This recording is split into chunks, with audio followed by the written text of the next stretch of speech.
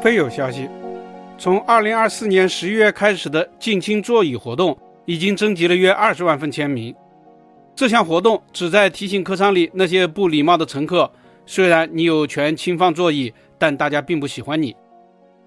飞机座椅轻放近年来造成了很多的麻烦，在世界各地的航班上，向后轻放座椅引发客舱不和谐事件比例都在上升。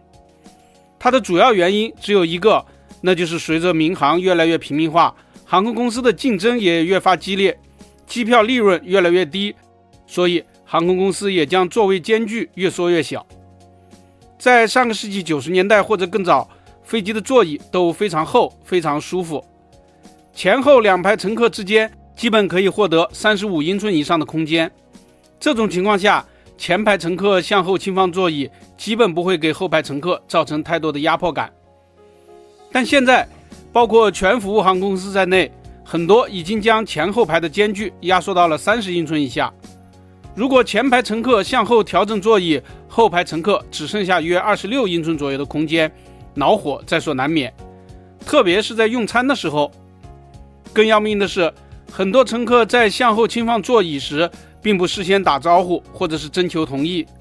除了日本等少数国家乘客外，全球大多数地方的人似乎都没有这个习惯，因此冲突在所难免，不和谐事件也时有发生。但也有人支持前排乘客，认为如果座椅设计为可以向后倾斜的方式，那么前排乘客就拥有这个权利，并不需要与后排乘客商议。近亲座椅调查显示，在35岁到65岁的人群中，有一部分人支持这个观点。不过从总体来看，更多人们还是非常讨厌前排乘客向后轻放座椅。一些廉价航空公司为了减少摩擦，采取了固定角度的座椅，当然带来的副作用就是乘坐时不那么舒服，航程短的时候还行，时间长的时候可能会影响乘客的选择。轻放座椅在中国也造成一些矛盾，不过由于中国的航班经常在降落前30-40分钟就要求调至座椅靠背，起飞后25分钟才宣布平飞，所以后排乘客的委屈时间不像国外的那么漫长。朋友们，